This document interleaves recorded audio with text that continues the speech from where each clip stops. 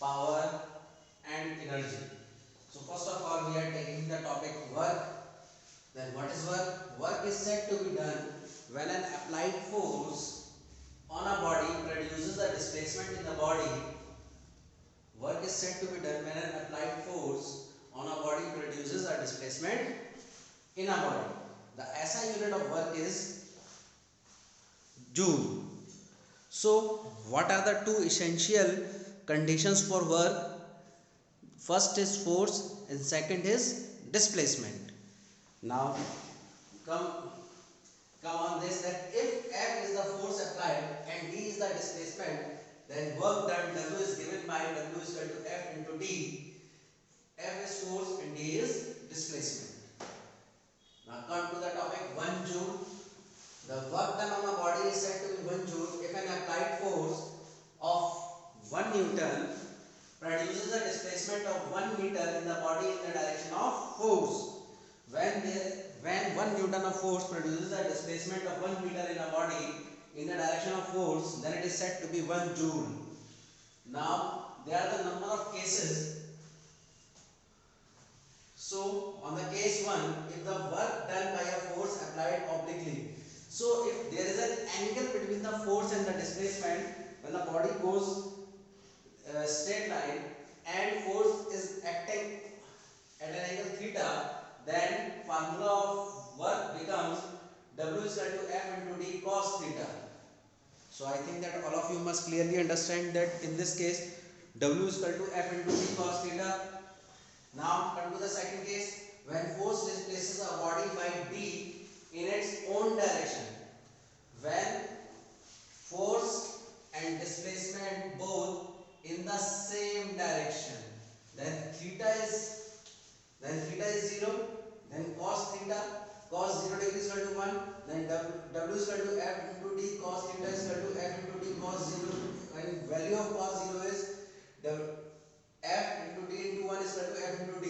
In this case, work is positive and maximum.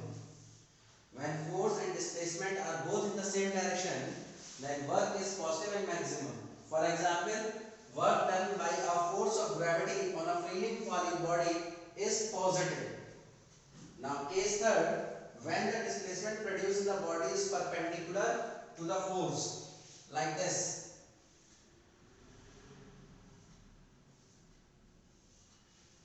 So when there is an angle of 90 degree between force and displacement, then theta is equal to 90 degree, cos 90 is equal to 0, W is equal to F into D cos theta, F into D cos 90, F into D is equal to 0, then 0, then work is 0.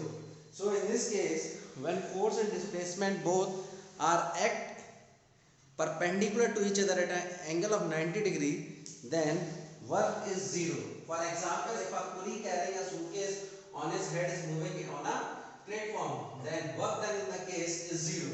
Now come to the fourth case, when the displacement produced in the opposite direction to that of the force, then theta is equal to 180 degree, cos 180 is minus 1, W is equal to F into D cos theta, F into D cos 180 degree, cos 180 degree is minus 1, then minus F into D. Then in this case, work is negative and minimum. Suppose that this is a body P of mass M, force is applied in that direction and displacement goes in that direction of this body, then in this case both force and displacement are opposite to each other, then work is negative and minimum. For example, work against gravity is the negative example. So I think that all of you must clearly understand this topic of work. Now come to the another topic, energy. What is energy? It is the ability to do work. It is of many forms. It changes one form to another. It is a scalar quantity. The SI unit of energy is joule.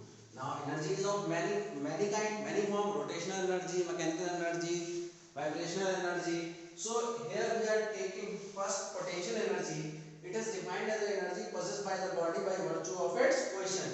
When a body is at rest, then the body has potential energy.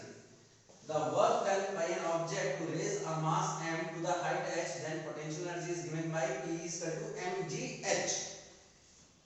Now come to another type of body, that is kinetic energy. It is defined as the energy possessed by the body by virtue of its motion. By virtue of its motion, when a body is in the motion, then it possesses kinetic energy. If a body of mass m moves with velocity v, u, and a force changes its velocity to v in displacement by s, then according to the Newton's third law of motion, we have v square is equal to u square plus 2as. Then we take v square in this direction, this is negative, here is positive, then v square minus u square is equal to 2as. Then we move 2a in this direction, then v square minus u square upon 2a is equal to s. This is first.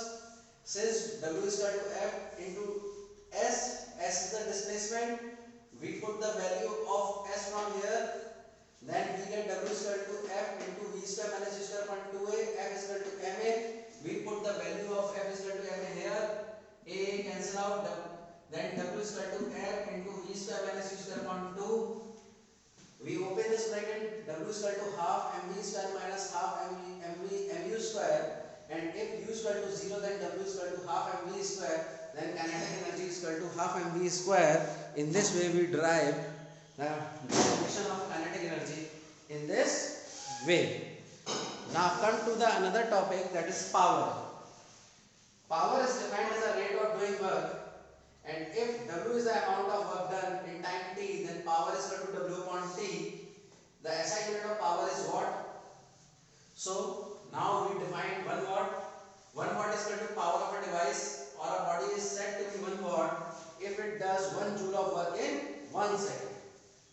So now come to the commercial unit of energy. The commercial unit of energy is kWh or kilowatt hour. So 1 kilowatt hour is the amount of electrical energy consumed when an electrical appliance having a power rating of 1 kilowatt is used for 1 hour. When a 1 kilowatt bulb is used for 1 hour, then it is known as 1 kilowatt hour. Now come to the next topic, that is the relation between the commercial unit of energy and SI unit of energy. That is 1 kilowatt is equal to 3.6 into 10 to the power 6 joule. This is the relation between the commercial unit of energy and SI unit of energy. Now come to the another topic, that the derivation, that the potential energy of a freely falling body decreases progressively or mechanical energy remains conserved. Suppose that a body is at rest at point A. When it is dropped, it covers the distance h, and we calculate its energy at 3 points, that is at A, at B, at C. So every time we can calculate the mechanical energy, and if it is same at each and every point, then we can say that the mechanical energy is always conserved. At point A, potential energy is equal to mgh is equal to ke is equal to 0, then m is equal to pe plus ke is equal to mgh plus 0 is equal to mgh. At B is equal to p is equal to mgh is equal to h is equal to h minus x, p is equal to mg into h minus x, k is equal to half mv square. Since v square is equal to u square plus 2as is equal to v is equal to u is equal to 0, s is equal to x, then v square is equal to 2gx. Then kinetic energy is equal to half m into 2gx, 2 get cancelled, and mgx. Potential energy is equal to kinetic energy plus potential energy plus kinetic energy, then mg bracket में h minus x plus mgx. Then we have mgh minus mgx plus mgx is equal to mgx plus and minus get cancelled, then we get mgx. At B also, when a body at D, it covers a distance of x, then we take it as x, and it covers, and it is at the height of h minus x, which is measured from the ground, then we take h as h minus x. So at point C, p is to 0, k is equal to half mv square, u is 0, s is equal to h. Then according to the third law of equation, v square is equal to u square plus 2as, v square is equal to 0 U is 0, 2 Gh is equal to 2 Gh. Then we get the kinetic energy is equal to half m into 2 Gh, 2 get cancel mgh. Mechanical energy is equal to potential energy plus Ke is equal to 0 plus mgh is equal to mgh. So mechanical energy remains conserved. So I think that all of you must clearly understand about this topic. Now come to the last topic, that is law of conservation of energy. It is stated that energy can neither be created nor destroyed, only it can change its form. So it is all about the work power energy chapter. I think that all of you must clearly understand, and please do all this work into the fair copy, and if you have any confusion, discuss with me. Thank you.